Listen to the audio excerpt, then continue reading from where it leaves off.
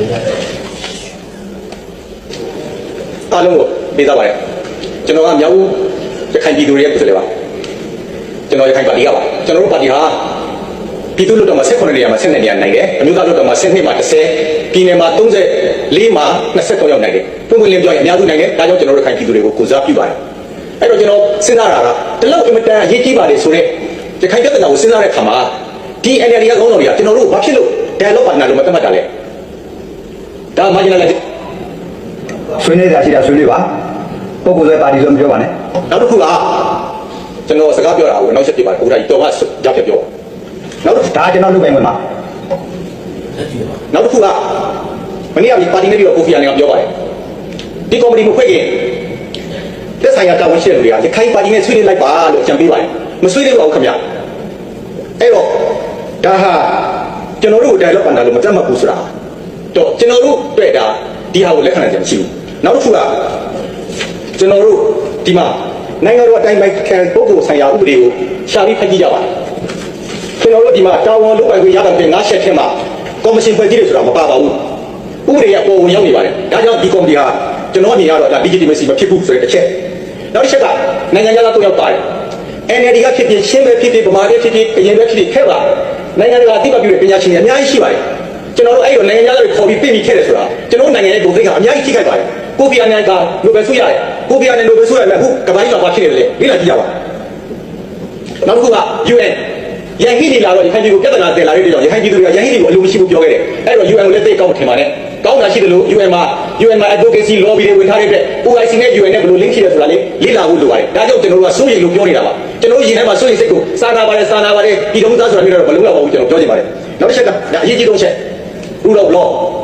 ကျွန်တော်တို့တိုင်းပြည်မှာဥပဒေဆိုတာအချုပ်အခြာအာဏာရဲ့စိတ်ပိုင်းပဲဒီဟာကိုအကုန်လုံးလိုက်နာရမယ်ကျွန်တော်ရခိုင်ပဲဖြစ်ဖြစ်တိုင်းရင်းသားပဲဖြစ်တိုင်းရင်းသားမဟုတ်တဲ့လူတွေဖြစ်ဖြစ်အဲ့တော့တိုင်းရင်းသားမဟုတ်တဲ့လူတွေကဥပဒေကိုမနာခံတဲ့ခါမှာဥပဒေနဲ့ပဲကျွန်တော်လုပ်ရပါလိမ့်မယ်အဲ့လိုဆိုရင်ဥပဒေ rule ဗမာပြည်ပါဖြစ်လို့ဆိုအခုအစိုးရပြည်လက်ထက်မှာလည်း rule of law မရှိဘူးဆိုတော့ဝန်ခံကြနေပါတယ်အဲ့တော့ကျွန်တော်တို့ဘယ်နိုင်ငံသားကိုမအားကိုးကြမလို့ဘူးကျွန်တော်တို့ပြည်သူတွေခိုင်ပြည်သူတွေနဲ့တိုင်းရင်းသားပြည်သူတွေကြောချင်းကပ်ပြီးတော့ဒီပြဿနာကိုဖြေရှင်းလို့ရပါတယ်နိုင်ငံခြားပုဂ္ဂိုလ်တွေခေါ်ပြီးတော့ကျွန်တော်တို့ကုပါခဲ့ပါကျွန်တော်ပြောစရာမလိုဘူးလို့ထင်တဲ့အတွက်ကြောင့်ဒီနိုင်ငံခြားသားပေါင်းမှုကိုကန့်ကွက်ရတာဖြစ်ပါတယ်ဗမာတွေခဲ့ပါ NLD ကစိုးစိုးကိုစားရှိတွေခဲ့ပါအဲ့တော့ပြောချင်ပါတယ်နောက်ချက်ကဒီခိုင်ပြဿနာဘူးဒီတော့မောင်တော့မှာအဲ့ဒီဘာမှမသိတဲ့လူသားတွေရဲ့ population ဟာရှင်းပြတဲ့လူတွေရဲ့နှစ်ဆရှိပါတယ်နောက်ပြန်မှာအင်မတန်ဆိုးရင်ကိုကောင်းပါတယ်အဲ့တော့ဒါကိုဒီဆိုးရင်စိတ်ဟာကျွန်တော်ရခိုင်မှာရှိတယ်ဆိုတော့ကျွန်တော်ပြဿနာတွေကိုချင်းချင်းပြည့်သိတယ်ဒီကော်မတီကလာတဲ့လူက research methodology နဲ့လုပ်လိမ့်မယ်။မှန်တယ်အသိဉာဏ်များရပါလိမ့်မယ်။ဒီနေရာမှာနိုင်ငံရေးပြဿနာကျွန်တော်တို့ရဲ့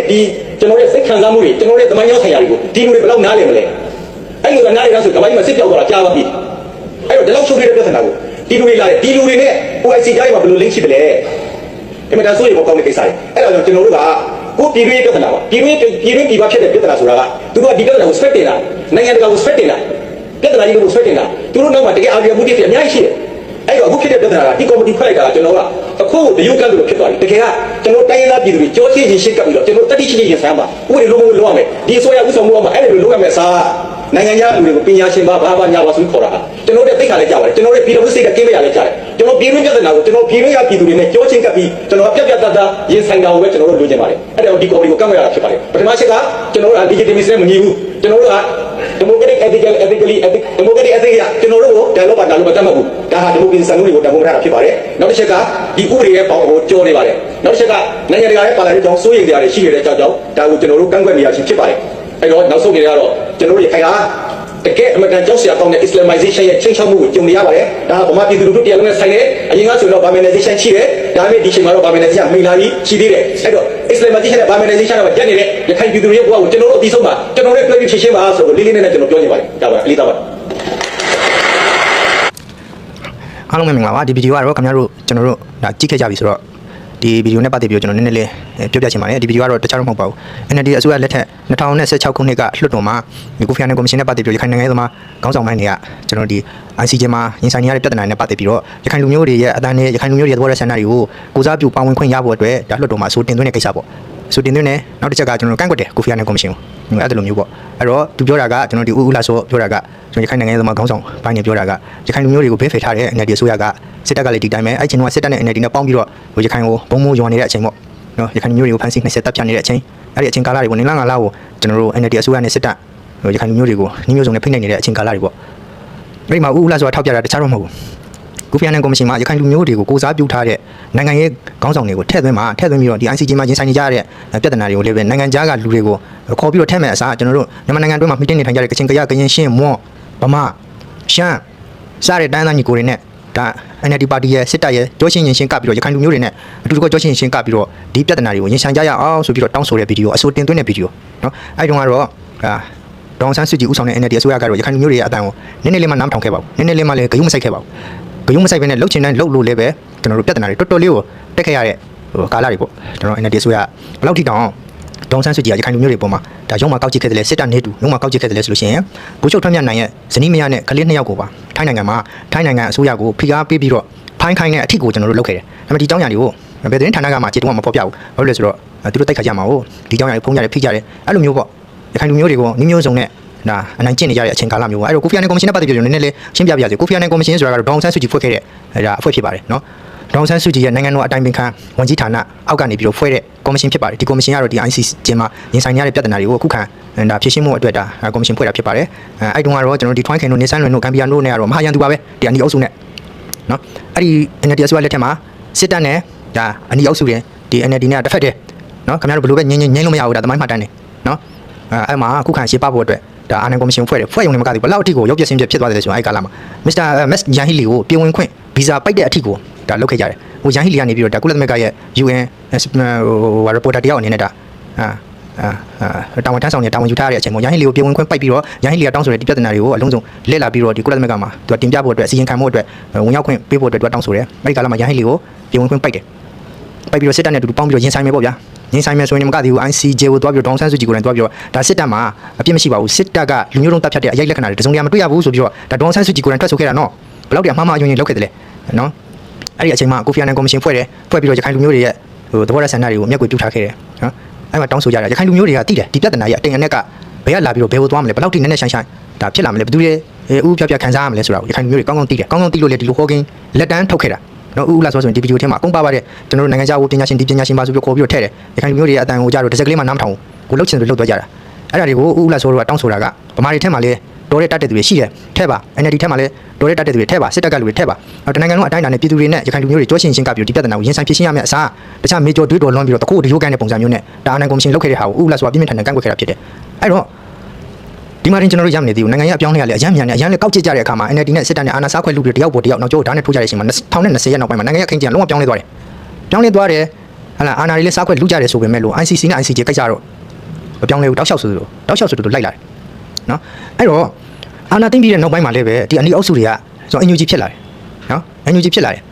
ဖြစ်လာတဲ့ကာလမှာလည်းပဲကျွန်တော်တို့ရခိုင်လူမျိုးတွေနဲ့ကြောချင်းချင်းမကတဲ့အပြင်ဒီ ICJ ပြဿနာကိုတိုင်းသားတွေနဲ့ရင်ဆိုင်ပူးပေါင်းပြီးတော့ဖြေရှင်းဖို့မကြိုးစားတဲ့အပြင်ကိုကျွန်တော်ဒီခိုးဝင်အုပ်စုတွေနဲ့တွားပေါင်းပြီးတော့ရခိုင်လူမျိုးတွေရဲ့ဒါအာရခတ်တော်ရဲ့ဒါစီရဲအရာနိုင်ငံရေးအရာရည်မှန်းချက်တွေလုပ်နေတဲ့နေရာမှာဒါအထောက်အချက်ပေးတဲ့ပုံစံမျိုးတွေလုပ်ရမျိုးတွေအများကြီးလုပ်ခဲ့တယ်ကျွန်တော်အောင်ကြုံမို့ NUG အစိုးရလက်ထက်မှာလူခွင့်ဝင်ကြီးဒုဝန်ကြီးတနေရာပေးတယ်ဟလာပြီးလို့ရှိရင်ဟိုပောက်ခါတွေစော်ကားတွေဒီပောက်ခါစော်ကားမှုမျိုးတွေကို NUG ကဘာတခွန်းတလဲမှမပြောဘဲနဲ့ဒါတားဆီးမှုတွေမလုပ်ဘဲနဲ့သူတို့အားပြောင်းပြုတ်ပြီးတော့ကျွန်တော်မြောက်ထုတ်ပင်ကိုလုပ်ခဲ့တယ်နော်ဘယ်လောက်ထိကျုံပါတယ်ကျွန်တော်တို့ရခိုင်လူမျိုးတွေနဲ့ကြောချင်းကပ်ရမယ်ကြောချင်းကပ်ပြီးတော့ဖြည့်ရှင်းရမယ်အနေအထားတစ်ခုမှာရခိုင်လူမျိုးတွေကိုမျက်ကွယ်ပြုတ်ပြီးတော့ဒီခိုးဝင်တွေနဲ့ပြန်သွားပေါင်းတယ် NLD အစိုးရလက်ထက်မှာတော့သူတို့ကတကယ်မဟာရန်သူတွေနော်ဒီနေဆန်လွန်တို့ထွန်းခင်တို့အောင်ကြုံမိုးတို့နဲ့မဟာရန်သူတွေနော်အဲ့ဒီအာနာမသိန်းခင်တို့ကတော့ကျွန်တော်တို့ဒီဟလာဒီစစ်တပ်နဲ့ NLD နဲ့ကတော့တစ်ဖက်တည်း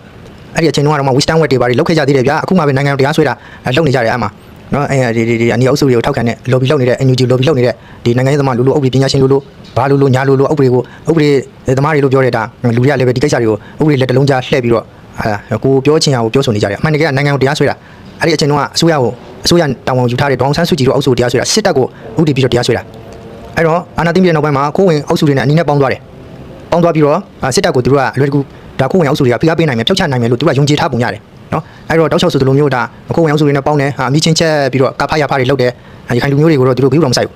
းနော်အခုလေဒီတိုင်းပဲလေနော် ICJ ကိစ္စမှာကျွန်တော်တို့ရခိုင်လူမျိုးတွေဘက်ကရပ်တည်ရမယ်အစားကျွန်တော်ခိုးဝင်နေတော့ပေါင်းတယ်ဒီလူတွေကိုဟာမင်းအောင်လှိုင်ကိုမကျင်တတ်တာတခုတွေနဲ့ရခိုင်လူမျိုးတွေဘယ်လိုအကျိုးဆက်တွေခံစားရမလဲဆိုတာတကယ်လို့ဂမ်ဘီယာကအနိုင်ရရှိသွားခဲ့မယ်ဆိုလို့ရှိရင်ပထမဦးဆုံးဒီဆိုးကျိုးတွေကိုခံစားရမယ်ဟာရခိုင်လူမျိုးတွေဖြစ်တယ်ဘယ်သူမှဟာလားမခံစားရဘူးအဲ့တော့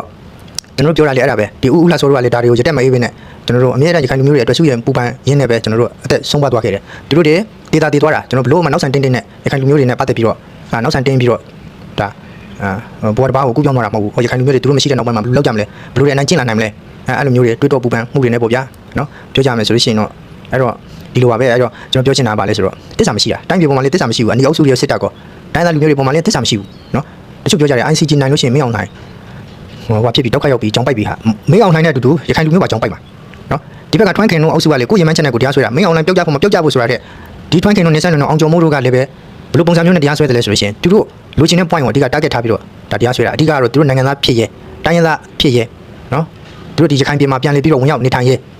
ချင်းပြောရင်ကုန်ပြောရင်နေမြလူရဲပေါ့ဗျရခိုင်လူမျိုးတွေငါတို့နောက်ကမှရောက်တာတို့ဘာတို့ညာတို့အသမိုင်းအတူတွေအချက်လက်အတူတွေအမှားအယွင်းနေနဲ့တမင်တက်တက်ကိုရခိုင်လူမျိုးတွေကိုလူမျိုးပြောက်တဲ့အထိကိုပူပေါင်းကြံစည်ပြီးတော့ရခိုင်လူမျိုးတွေကိုအမျိုးမျိုးကြောက်တွန်းနေကြတာနော်ကြောက်တွန်းနေကြတာအဲ့တော့နောက်ထပ်အဲ့ဒီမှာရမနေသေးဘူးကျွန်တော်တို့မှန်တကယ်ကံပြားနိုင်သွားပြီဆိုရှင်ရောချစ်ပေးရမယ်ရောချစ်ပေးရမယ်နော်ရောချစ်ပေးရတပြားနှစ်ပြားမဟုတ်ဘူးဒေါ်လာတန်းပေါင်းများစွာပေးရမယ်နောက်ထပ်ဒီတက်ဆိုးဆိုးရွားရွားကျွန်တော်ရခိုင်လူအဖွဲ့အစည်းနဲ့ရခိုင်လူမျိုးတွေရဲ့လွတ်မြောက်ရေးအတွက်စူးစမ်းနေတဲ့လှုပ်ဆောင်ချက်တွေကိုချင်းချောက်နေတဲ့နံပါတ်1ဒါကြောက်စရာကောင်းအောင်ဆုံးတော့ဒီကိုဝင်နေတဲ့ချင်းချောက်မှုကဘာလဲဆိုတော့ပို့ချုပ်ထွန်းမြတ်နိုင်တဲ့တရားရခတ်တပ်တော်ရဲ့ထိုက်ပန်းကောင်းဆောင်တွေကို ICC မှာမင်းအောင်နိုင်တဲ့ပုပ္ပတ္တိခံအဖြစ်နဲ့တရားဆွဲမယ်ဆိုတဲ့ဒါလေတံမျိုးတွေစပြီးတော့ပြောဆိုနေတာအမတန်ကမှကြောက်ဖို့လေကောင်းတယ်ဒီလိုပြောဆိုနေတာတွေကို NUG အုပ်စုကလည်းဘာမှလည်းဟလာဝေးလည်းမဝေးဖန်ဘူးကျွန်တော်တို့ဘူးတောင်ထောက်ခံသေးတယ်နဲ့တူတယ်နော်ဝေဖန်တာတွေမလုပ်ဘူးဒါရှုံးချတာတွေမလုပ်ဘူးနော်ဒီလိုကိစ္စမျိုးတွေကိုပို့ချုပ်ထွန်းမြတ်နိုင်ပြောတဲ့ကိစ္စမျိုးတွေကိုဘယ်နိုင်ငံရေးသမားတွေမှအနီးအုပ်စုကိုစားပြုထားတဲ့နိုင်ငံရေးသမားတွေမှန်တယ်များလူပုဂ္ဂိုလ်တွေမှန်တယ်များဘယ်သူမှဒါတွေကိုကန့်ကွက်တာရှုတ်ချတာမလုပ်ဘ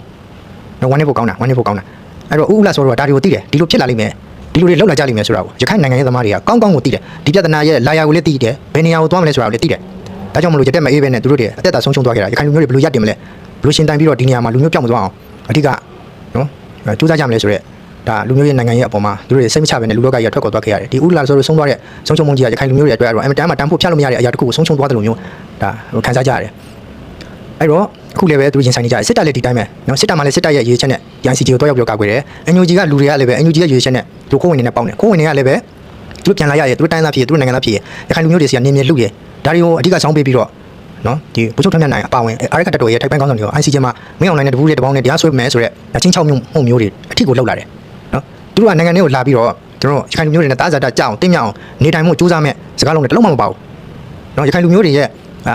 အတွေ့အခေါ်တွေအထင်မြင်ဆိုင်ချက်တွေနဲ့စန့်ကျင်ဘက်တွေကြီးပဲအကုန်လုံးနော်ကျွန်တော်ပြောခဲ့တဲ့အချိန်မှာဒါကျွန်တော်လောက်ပြောနေမှာမဟုတ်ဘူးသူတို့ရဲ့သွားတဲ့ဆန္ဒတွေသူတို့ပြောထားခဲ့တဲ့ interview တွေမှာဒီစကားတွေသူတို့ပြောခဲ့တဲ့စကားတွေကိုထောက်ကြည့်သွားအဖြစ်မှန်းဆသွားအဖြစ်ဒီလိုအတိုက်ပြေဒီလိုအဖြစ်မျိုးတွေကျွန်တော်ကောက်ကွယ်မြင်နေရ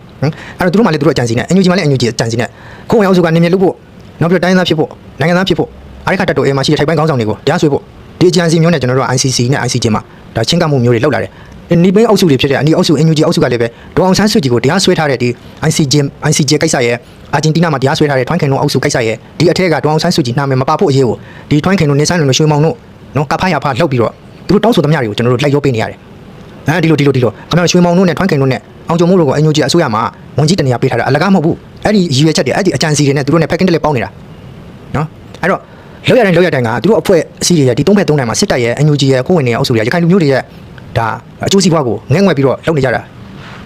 ာမဟုတ်ဘူးသူတို့မှသူတို့ညှော်လင်းချက်နဲ့သူတို့လုပ်နေကြတာစစ်တပ်ကလည်းဒီတိုင်းပဲတကယ်လို့သာရခိုင်ပြည်ကိုအာရခတ်တပ်တော်အေးကထိန်းချုပ်သွားပြီဆိုလို့ရှိရင်အလွယ်တကူလက်လွန်မှာမဟုတ်ဘူးအခုလည်းပဲကျွန်တော်တို့ပြည်သူလူထုတွေပေါင်900ဝန်းချလိုက်ပေါင်300ဝန်းချလိုက်နဲ့စစ်ဖက်နဲ့မဆိုင်တဲ့အေးတွေမရှိတဲ့နေရာတွေကိုတမင်တက်တက်ကိုပြစ်မှတ်ထားပြီးတော့ဘုံကျဲနှိုက်ဆက်တပ်ဖြတ်နေတဲ့လူထုတွေရောပြစ်မဲ့လူထုတွေရောစစ်တပ်ရဲ့ရွေးချက်ကလည်းဒါပဲငါတို့တကယ်လို့သာရခိုင်ပြည်ကို